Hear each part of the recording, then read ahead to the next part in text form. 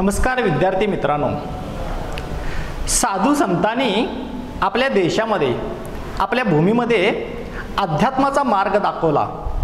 प्राचीन काळापासून म्हणजेच रामायण महाभारतापासून या साधू संतांनी आपल्याला जीवनाचा एक मार्ग दाखवलेला दिसतो, जीवनाचं एक तत्वज्ञान सांगितलेलं दिसतं। आजपर्यंत याच मार्गावरती आपण चालत आलेलो आहोत। तेव्हापासून आजपर्यंत साधू संतांचं मार्गदर्शन आपल्या समाजाला होताना दिसतं। आपण आज जो भाग पाहणार आहोत, जी कविता पाहणार आहोत, ती कविता यावरतीच अवलंबून आहे असं थोडंसं आपल्याला दिसतं। इयत्ता 10वी मधील आपण पद्य भागाचा अभ्यास करत असताना संत, पंत आणि तंत हे 3 भाग आपण सुरुवातीला अभ्यासत आहोत। त्याच्यातील संतांचा भाग आपण पाहिला। संतांनी भक्तीचा मार्ग दाखवला, पंतांनी तत्वज्ञानाचा मार्ग दाखवला, ज्ञानाचा मार्ग दाखवला, आणि आता पंत, संत, पंत आणि तंत। तंत म्हणजे तंतुवाद्य वाजवणारे, त्यांनाच आपण शाहीर म्हणतो। अशा शाहिरांनी आपल्याला जीवनामध्ये कुठलं मार्गदर्शन केलेलं आहे बघा। संतांनी भक्तीचा मार्ग दाखवला, पंतांनी ज्ञानाचा मार्ग दाखवला, तर या तंतांनी म्हणजेच या शाहिरांनी आपल्याला जीवनातील आनंद कसा घ्यावा हे सांगितलेलं आहे। आणि त्यामुळंच आपले हे संत संप्रदाय असेल, पंत संप्रदाय असेल किंवा तंत संप्रदाय असेल, या तिघांनी सुद्धा आपल्याला जे मार्गदर्शन केलेलं आहे ते अतिशय महत्त्वाचं, अतिशय मोलाचं असं आहे। आज आपण भाग पाहणार आहोत तो 3रा भाग म्हणजे तंत संप्रदाय, म्हणजेच शाहिरी वाङ्मय। शाहीर, आता महाराष्ट्रामध्ये या शाहिरांच्या बद्दल वेगळं सांगायचं काही गरज नाही। या शाहिरांनी अनेक पद्धतीनं पोवाडे लिहिले, लावण्या लिहिल्या, आणि त्याचमुळं शाहिरांच्या ढपावर थाप पडते त्यावेळेला मराठी माणसांचं रक्त सळसळायला लागतं। अनेक पोवाड्यांची रचना, अनेक लावण्यांची रचना या शाहिरांनी आपल्याला केलेली दिसते। आणि त्यामुळं शाहीर म्हणजे तमाशामध्ये जे गाणी लिहितात त्याला पण शाहीर म्हणतो। मग त्याच्यामध्ये पोवाडे असतील, लावणी असतील, लावणीमध्ये वेगवेगळे प्रकार आहे। लावणीमध्ये आध्यात्मिक लावणी असते, शृंगारी लावणी असते, बैठकीची लावणी असते, असे वेगवेगळे प्रकार आहेत। आज आपण पाहणार आहोत ती कविता म्हणजे भला जन्म हा। काय सांगितलं बघा, भला जन्म हा। माणसाला जो मानवी जन्म मिळालेला आहे तो खूप छान आहे, तो खूप सुंदर आहे। अनेक वर्षानंतर आपल्याला तो जन्म मिळालेला आहे, त्यामुळं भला जन्म हा ही जी कविता लिहिलेली आहे ती शाहीर राम जोशी यांनी, अनेक शाहिरांनी आपल्याला मार्गदर्शन केलेलं आहे। आणि त्याच्यामध्ये अनंत फुंदी असतील, होनाजी बाळा असतील, राम जोशी असतील, प्रभाकर असतील, अशा अनेक शाहिरांनी आपल्याला खूपसं मार्गदर्शन केलेलं आहे। आज मात्र जे शाहीर राम जोशी आहेत, हे राम जोशी आपल्याला सांगू पाहतात मानवी जन्म मिळाला ही खरोखर एक पर्वणीच आहे। राम जोशी खरं तर यांचं घराणं हे वेदशास्त्र पंडितांचं घराणं आहे, शास्त्रांचा अभ्यास करणारं हे घराणं आहे। पण हे शाहीर मात्र राम जोशी लावणीकडं थोडंसं वळलेले आहेत, तमाशाकडं वळलेले आहेत। त्यावेळेला काय होतं बघा, तमाशाकडं वळणे म्हणजे थोडंसं अवलक्षण मानलं जायचं। आणि त्यामुळं या शास्त्राच्या घराण्यामध्ये पारंगत असणारा या राम जोशींनी या तमाशा वळणं हे त्यांच्या कुटुंबाला रुचलेलं नाही, तरी त्यांचा विरोध पत्करून यांनी मात्र तमाशामध्येच आपलं सर्व लेखन केलेलं आहे। त्यांच्या लेखनामध्ये संस्कृतचे शब्द फार म्हणजे आपल्याला आढळतात। त्यांच्या लेखनात संस्कृत प्रचुरता दिसून येते। संस्कृताचा खूप मोठा अभ्यास ते करायचे आणि संस्कृताचे गाढे अभ्यासक त्यांना मानलं जायचं। आणि त्यामुळं संस्कृतचे अनेक शब्द त्यांच्या लेखणीतून आपल्याला दिसून येतात। त्यांच्या ज्या रचना आहेत त्याच्यामध्ये भला जन्म हा असेल, नर जन्मामध्ये नरा करून घे, किंवा त्यांनी लिहिलेल्या पोवाड्यांची रचना असेल. असं मोजकं काव्य, मोजके पोवाडे त्यांनी लिहिलेले आहेत, पण त्याच्यातून रोखठोकपणे ते आपल्याला सांगू पाहतात. त्यांची जी भला जन्म आहे ही कविता एकदा त्यांनी कवी मोरोपंतांना म्हणून दाखवली. कवी मोरोपंत रामाजीपंत पराडकर, मोरोपंतांनी ही जेव्हा त्यांची कविता ऐकली, कविता जेव्हा पाहिली, त्या वेळेला त्यांनी कवीश्वर ही पदवी त्यांना बहाल केली. कवीश्वर ही पदवी कोणी कोणाला दिली? कवीश्वर ही पदवी कवी मोरोपंतांनी शाहीर राम जोशींना दिलेली आहे. इतकी ही कविता त्यावेळेला खूप गाजली होती. नेमकं या कवितेमध्ये राम जोशी आपल्याला काय सांगतात, तर मानवी जन्म हा आपल्याला खूप वर्षानंतर मिळतो असं मानलं जातं. हिंदू धर्मामध्ये 84 लक्ष योनीनंतर आपल्याला मानवी जन्म मिळतो. त्यामुळे मानवी जन्म मिळणे ही खरोखर भाग्याची गोष्ट आहे, ही खरोखर पर्वणी आहे, ही संधी आहे, हा शुभ योग आहे. त्यामुळं या संधीचं सोनं करून घ्यायला पाहिजेत. मानवी जीवनाचा पुरेपूर फायदा आपण करून घ्यायला पाहिजेत. जे काही कमवायचं असेल ते याच जन्मामध्ये आपण कमवायला पाहिजेत.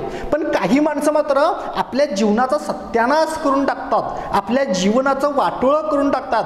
काही लोक मात्र ढोंगी पद्धतीने वागू पाहतात. अशा ढोंगी माणसाला शाहीर राम जोशींनी इथं फटके मारलेले आहेत. अशाच ढोंगी लोकांचं ढोंग त्यांनी उघडं केलेलं आहे.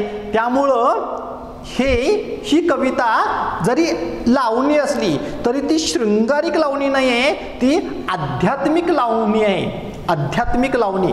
अध्यात्म माणसानं कसं आचरण आणायला पाहिजे. अध्यात्माच्या जोरावरती आजपर्यंत अनेक साधू संतांनी आपल्या देशाला घडवलेलं आपल्याला दिसतं. पण काही लोक मात्र या अध्यात्माचा दुरुपयोग करताना दिसतात. काही लोक मात्र साधू संतांच्या त्या पवित्र मार्गाला, पवित्र तत्वज्ञानाला कलंक लावू पाहतात. काही लोक मात्र परमेश्वराच्या त्या नावावरती, अध्यात्माच्या नावावरती, मठांच्या नावावरती ढोंग पांघरतात. आणि त्यामुळं आपण परमेश्वर आहोत, आपण साधू संत आहोत असं वरवर भासवतात, पण अंतरंगातून मात्र परमेश्वराच्या प्रतिमेला कलंकित करू पाहतात. अशा ढोंगी साधूवरती कोरडे ओढण्याचं काम केलेलं आहे ते म्हणजे शाहीर राम जोशी यांनी. अशाच ढोंगी साधूंना, अशाच ढोंगी बुवांना, अशाच ढोंगी संन्याशांना कवी शाहीर राम जोशी सांगू पाहतात, भला जन्म हा. अरे साधू संन्याशा, तुला मानवी जन्म मिळालेला आहे, तो खूप भला जन्म आहे आणि त्यामुळं या जन्माचं तू सोनं करून घे असं त्यांनी सांगितलेलं आहे. बघा, कवितेचं मूल्य आहे भक्ती. आता भक्ती थोडीशी अध्यात्माशी जोडलेली असते. भक्तीला आपण मन एकाग्र करायला पाहिजे कुठल्याही गोष्टीवरती. आणि जेव्हा एकाग्र मन करतो, नामस्मरण करतो, पूर्ण चित्त एकाग्र केल्यानंतर त्या भक्तीतून आपण परमेश्वराशी एकरूप होतो. भक्तीतून आपण परमेश्वराशी एकरूप झाल्यानंतर भक्त आणि परमेश्वर वेगळा राहतच नाही. अशी अद्वैत भक्ती माणसानं करायला पाहिजेत. कुठलंही काम असं मन ओतून, जीव ओतून, मन लावून करायला पाहिजेत. त्यामुळं इथं मूल्य दिलेलं आहे भक्ती. भक्तीतून शक्ती मिळते आणि शक्तीतून जीवन जगण्याची एक प्रकारची युक्ती मिळत असते आणि त्याचमुळं त्या जीवनाचं सार्थक लागल्यासारखं होत असतं. म्हणून इथं मूल्य दिलेलं आहे भक्ती. चला तर आपण कविता पाहूया. शाहीर राम जोशी यांची भला जन्म हा. कविता वाचतो पहा पुस्तकामध्ये. भला जन्म हा तुला लाभला, खुलास हृदयी बुधा, धरी तरी हारीचा सेवक सुधा, चराचरी गुरु तरावयाला नराशिरावर हरी, जरा तरी समज धरी अंतरी, हटातटाने पटारंगुनी जटाधरी शिका शिरी, मठाची उटाटेव का करी, वनात अथवा जनात हो का मनात व्हावे परी, हरीचे नाव भवम बुद्धी परी, काय गळ्यात घालून तुळशीची लाकडे, ही काय भवाला दूर करतील माकडे, बाहेर बिरविशी आत हरीशी वाकडे, अशा भक्तीच्या रसारहित तू कसा मनविशी बुधा, हरिरस सांडूनी घेशी दुधा. त्या टोपीवर शिळा पडो त्या बिळात करीती जपा, तथापि न होय हरीची कृपा. दर्भमुष्टीच्या गर्भी धरून या निर्भय पशूंच्या वफा, जाळीशी तिळात तांदुळात तुपा. दंड कमंडलू बंड माजविशी मुंड मुनशी तपा, न सार्थक लटक्या साऱ्या गपा. ही बार बार ये तलवार येईल काय पुन्हा, या दुर्लभ नर देहात ठेविशी पुन्हा. भगवंत भुकेला भक्तीचा पाहुणा, वर्म कळेना धर्म घडेना कर्म चित्तन द्विधा. सदा सदा हरी कवी रायावर फिदा. आता कोण कुणावरती फिदा झालेला आहे, कोण कुणाची कुणावरती मर्जी बसलेली आहे, तर इथं काय सांगितलं बा, सदा हरी कवी रायावर फिदा. हरीची परमेश्वराची कवी राजावरती मर्जी का बसलेली आहे, कारण या कवीनं परमेश्वराच्या भक्तीचा योग्य मार्ग दाखवलेला आहे. आणि जे परमेश्वराच्या प्रतिमेला कलंकित करू पाहतात अशा ढोंगी साधूंना त्यांनी फटकारे मारलेले आहेत. आपल्या कवितेतून त्यांनी फटके मारलेले आहेत, त्यांनी त्या कवींचं पितळ उघडं केलेलं आहे. अशी इथं शाहीर राम जोशींनी या कवितेमध्ये थोडंसं आपल्याला प्रबोधन केलेलं दिसतं. कविता एका बाजून आपण पाहत जाऊ. या कवीचा परिचय असेल, कठीण शब्द असेल, आपण आधी दिलेलेच आहेत. ही कविता मी आधीच सांगितलं बघा, हे कवी संस्कृताचे गाढे अभ्यासक होते आणि त्यामुळे संस्कृत भाषेचा इथं फार वापर केलेला आहे. अनेक संस्कृत शब्द आहेत. आपली मराठीची आई माताई संस्कृत भाषा आहे आणि या संस्कृतीतून जन्म घेतल्यामुळं अनेक संस्कृत शब्दांचा वापर इथं झालेला आहे. त्यामुळं कविता समजायला खूप अवघड आहे. कवितेतील काही शब्द खूप कठीण आहेत. त्या वेळेला त्या शब्दांचा अर्थ मी सांगत जाईन आणि त्यामुळं मी जसं स्पष्टीकरण विवेचन करत राहीन तसं त्याचा अर्थ तुम्ही समजून घ्या.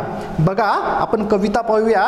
भला जन्म हा, मी आधीच सांगितलेलं आहे काय, तर इथं काय सांगितलं आहे बघा, ही अध्यात्म उपदेशपर लावणी आहे आणि या लावणीमध्ये मात्र भक्ताच्या ढोंगीपणावर कोरडे ओढलेले आहेत.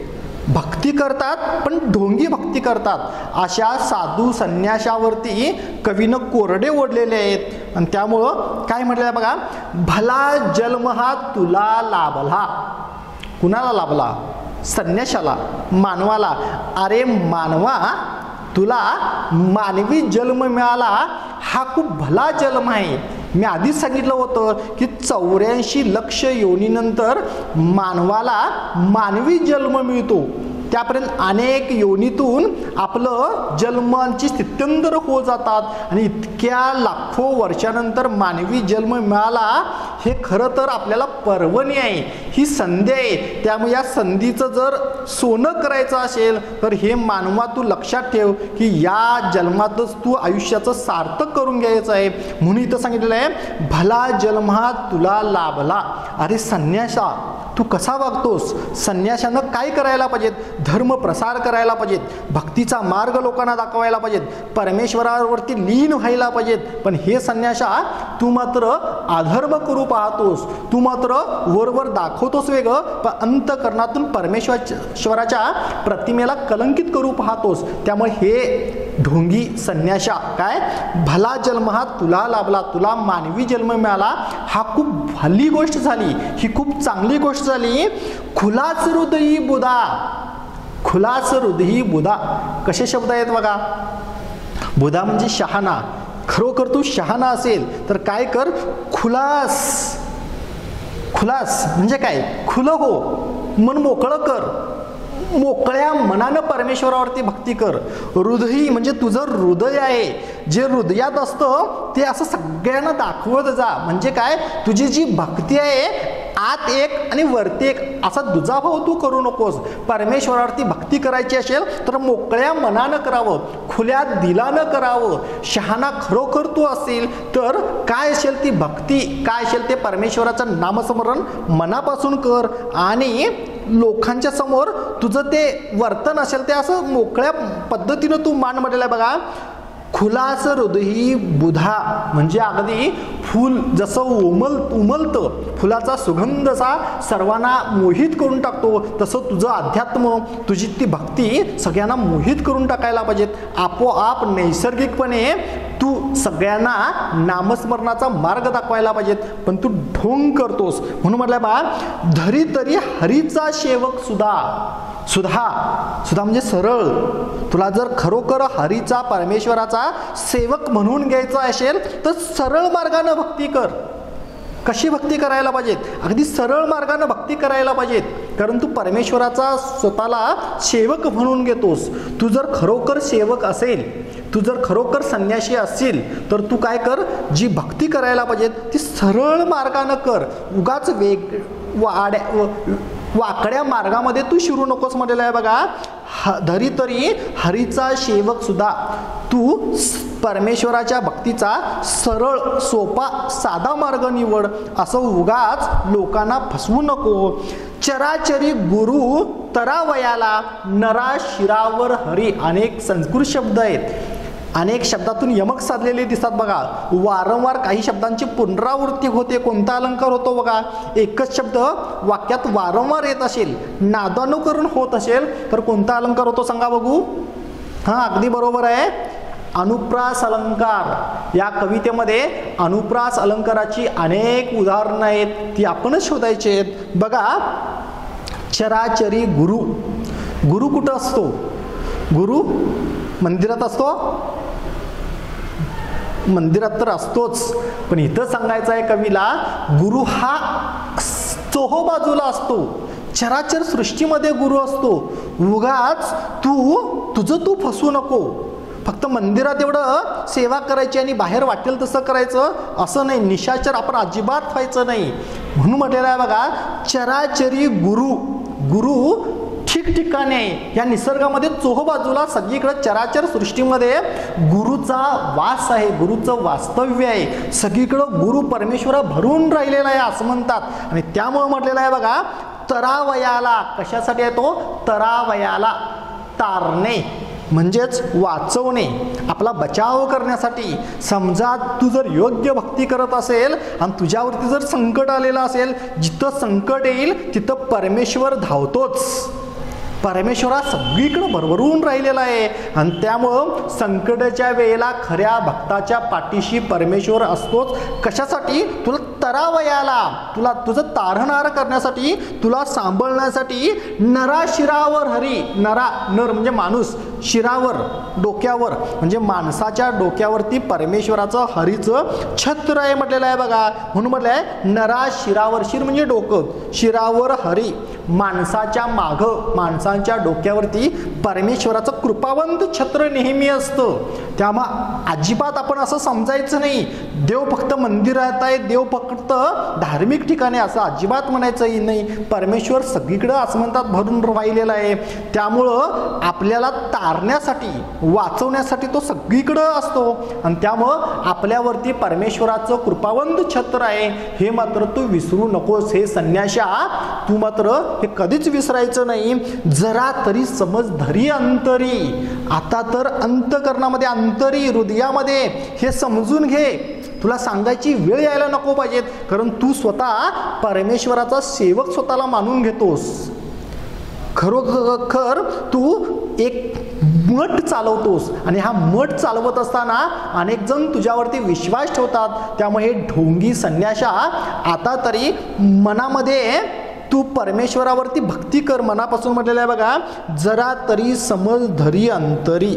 जरा तरी अंतकरणापासून भक्ती कर, अंतकरणापासून परमेश्वरावरती विश्वास ठेव आणि आता तरी चांगला मार्ग अनुकरण कर असं सांगितलेलं आहे बघा.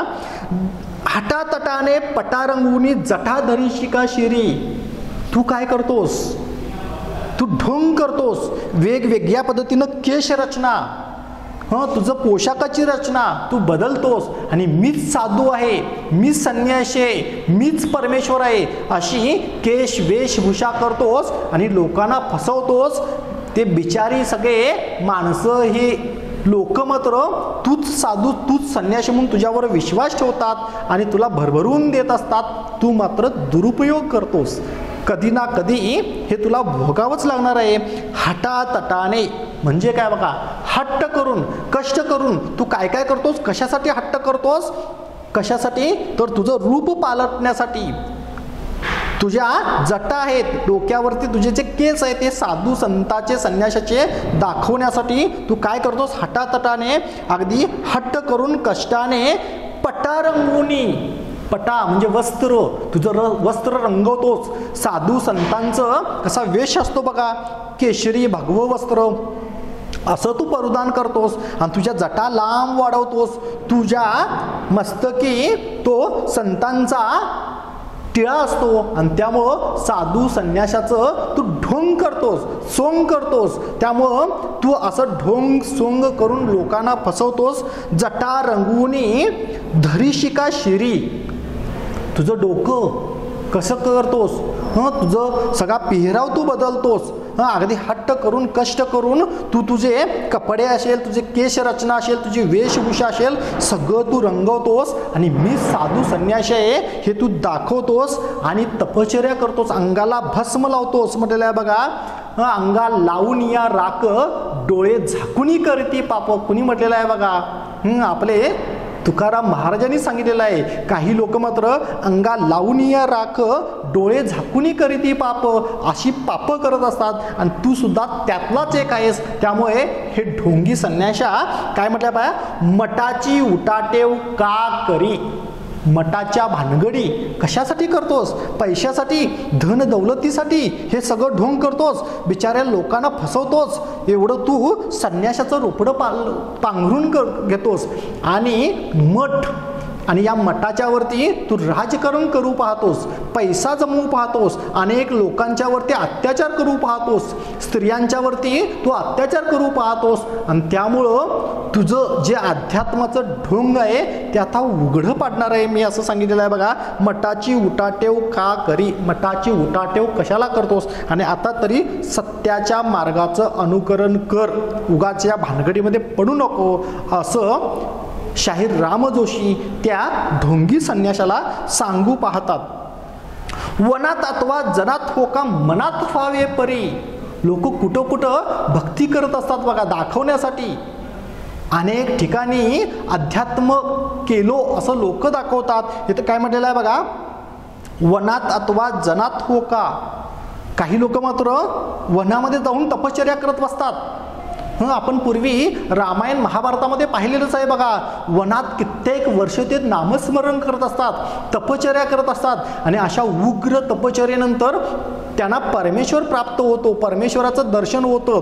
मग पूर्वी तसं होत होतं म्हणून आता ही काही ढोंगी साधू मंडळी मात्र वनात तपश्चर्येचं ढोंग करतात आणि लोकांना सांगतात की मी वनातील मोठा साधू आहे, इतकी इतकी वर्ष हिमालयाच्या वनामध्ये मी तपश्चर्या केलेलं आहे, माझ्याकडे अध्यात्म मिळालेलं आहे, असं सांगण्यासाठी ते वनात तपश्चर्या केल्याचं भासवतात. वनात अथवा जनात हो का. जनामध्ये, जन म्हणजे लोक, हजारो लाखो लोकांच्या मध्ये हे तपश्चर्येला बसतात, हे दाखवतात, एक ढोंग सगळं करू पाहतात आणि आपण मोठा तपस्वी आहे असं सांगू पाहतात आणि लोकांना फसवतात. कुणाच्या नावावरती, परमेश्वराच्या नावावरती. जनात हो का मनात व्हावे परी. या सगळ्यापेक्षा वनात काही गरज नाही, लोकांच्या मध्ये भक्ती करायला पाहिजे, काही गरज नाही. सगळ्यात पहिला मनातून परमेश्वरावरती भक्ती करायला पाहिजेत, आपल्या मनाला ते पटायला पाहिजेत. मनापासून नामस्मरण कर. जनात जायची काय गरज नाही, वनात जायची काय गरज नाही. म्हणून म्हटलं पहा, हरीचे नाव भवाम बुद्धी परी. परमेश्वराचं नाव कसं घ्यायला पाहिजेत, भवाम बुद्धी परी. शब्द अतिशय महत्वाचा. भवाम बुद्धी परी म्हणजे संसारूपी नदीतून तरुण नेणारा तो परमेश्वर आहे. भव म्हणजे हे जग, या जगरूपी म्हणजे या संसारातून तारून नेणारा कोण असेल तर तो परमेश्वर आहे. असं हरीचं नाव घ्यायला पाहिजेत.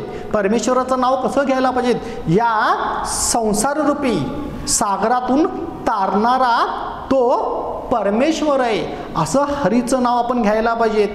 त्या परमेश्वरानं असं आपलं तारण करायला पाहिजेत. पण तू मात्र वेगळ्या मार्गे परमेश्वराचं नामस्मरण करतोस आणि परमेश्वराची तत्वच पायदळी तुडवतोस. त्यामुळं आता तरी हा तुझा प्रकार सोडून दे. ही काय गळ्यात घालून तुळशीची लाकडे, काय गळ्यात घालून तुळशीची लाकडे. काय म्हटलेलं आहे बघा, साधू संतांच्या गळ्यामध्ये काय असतं माहित आहे, त्यांच्या गळ्यामध्ये तुळशी माळ गळा, काशे पितांबर असं संतांचं वर्णनच केलेलं आहे. तुळशी तुळशीचं झाड आणि त्या झाडाची जी लाकडं असतात त्याच्यानुसार ती माळ करत असतात बघा, संतांची माळ असते. पण काही लोक मात्र ही माळ परिधान करतात आणि तत्व पाळत नाहीत. अशा लोकांवरती कोरडे ओढताना सगळेच संत असे नसतात. काही संत मात्र असं ढोंग करत असतात. अशा ढोंगी संतांना हे काय सांगू पाहतात बघा, काय गळ्यात घालून तुळशीची लाकडे, तुळशीच्या माळा घालून उपयोगच काय. मग तू असं वागत असलास तर, परमेश्वराचं तत्वज्ञान तू कलंकित करत असलास तर उपयोग काय. तुळशीची लाकडं गळ्यात घालून, माळा गळ्यात घालून उपयोग करायचंच काय म्हटलेलं आहे बघा. ही काय भवाला दूर करतील माकडे. भव म्हणजे संसार, संसारातील संकटांना ही दूर करतील काय लाकडं. खरं तर ती माकडाच एका फांदीवरून दुसऱ्या फांदीवरती उडी मारून पाहणारी. त्यामुळं ह्या तुळशीच्या माळा आपलं तारण करू शकणार नाहीत. काही संतांना, ढोंगी संतांना हे सांगू पाहतात, ही काय गळ्यात घालून तुळशीची लाकडे, ही काय भवाला, भव म्हणजे जग, संसारूपी दुःखांना ही लाकडं, ही माकडं आपल्याला ती तारणार नाहीत आपल्याला. म्हणून आपण सरळ मार्गे परमेश्वराची भक्ती करावी. बाहेर मिरविशी आत हरीशी वाकडे. बाहेर मात्र मिरवतोस, मीच संत, मीच साधू, मीच परमेश्वराचा अवतार असं बाहेर तू मिरवतोस. लोक तुझ्या पायावरती नतमस्तक होतात, तुझ्यामध्ये परमेश्वर पाहतात आणि तू मात्र परमेश्वराची तत्व कलंकित करू पाहतोस. तू मात्र बाहेर मिरविशी आत हरीशी वाकडे. बाहेर आणि आत काय भानगड. बाहेर मात्र आपण दाखवायचं, बडेजाव करायचा, मीच परमेश्वराचा खरा भक्त, आणि आत हृदयात मात्र परमेश्वराशी वैर पत्करायचं, परमेश्वरावरतीच आपण शत्रुत्व करायचं. त्यामुळं बाहेर एक आत एक असं अजिबात करता कामा नये. जी काय भक्ती करायची असेल सरळ मार्गे करायचं. अगदी नामस्मरण करायचं असेल तर मनापासून करायचं. अशा भक्तीच्या रहित तू कसा म्हणविशी बुधा. बुधा म्हणजे काय सांगितलं होतं, शहाणा. तू स्वतःला कसं काय शहाणं म्हणू शकतोस, कारण तुझ्याकडे भक्तीचा खरा रस नाही आहे. आध्यात्मिक जी काय ताकद आहे ती तुझ्याकडे नाही आहे. तू वरवर दाखवतोस एक आणि अंतकरणापासून मात्र वेगळाच आहेस. त्यामुळं खरोखर भक्तीचा भक्ती रसामध्ये चिंब भिजून जायला पाहिजेत. असा भक्तीचा सत्याचा रस तुझ्याकडं नाही आहे. त्यामुळे स्वतःला कसं काय तू सुधा म्हणवतोस. सुधा म्हणजे शहाणा. कसा काय शहाणा म्हणवतोस. खरोखर तू शहाणा नाहीस, तू मूर्खातला मूर्ख आहेस. कुणाला सांगू पाहतात बघा, ढोंगी साधू संन्याशाला. अशा पद्धतीनं या कवितेमध्ये भला जन्म हा या अर्धी कविता झालेली आहे. या इथपर्यंतच्या भागामध्ये या शाहीर राम जोशींनी अशा ढोंगी साधू संन्याशांच्या त्या गैरकृत्याबद्दल, त्यांच्या त्या ढोंगीपणाबद्दल कठोर कोरडे ओढलेले आहेत आणि त्यांना सरळ करू पाहतात. त्यांना भक्तीचा मार्ग कोणता असायला पाहिजे हे सांगू पाहतात. त्यांनी जो भक्तीचा मार्ग स्वीकारलेला आहे, अध्यात्माचा जो मार्ग स्वीकारलेला आहे तो मार्ग मात्र वाकडा मार्ग आहे, तो योग्य मार्ग नाही. हा मार्ग मात्र स्वार्थी मार्ग आहे, ढोंगी मार्ग आहे. फक्त पैशासाठी ही लोक सगळं असं कट कारस्थान करतात. अशा मठाधीशांना, अशा ढोंगी साधूंना ते जाब विचारू पाहतात. तुम्ही जर खरोखर साधू संत असाल तर सरळ मार्गे भक्ती करा आणि याच भक्तीतून आपल्याला शक्ती येते आणि जीवनातील युक्ती सापडते, असं या अर्ध्या कवितेमध्ये म्हटलेले आहेत. या कवितेचा राहिलेला भाग आपण पुढच्या व्हिडिओमध्ये पाहायचा आहे. तोपर्यंत धन्यवाद.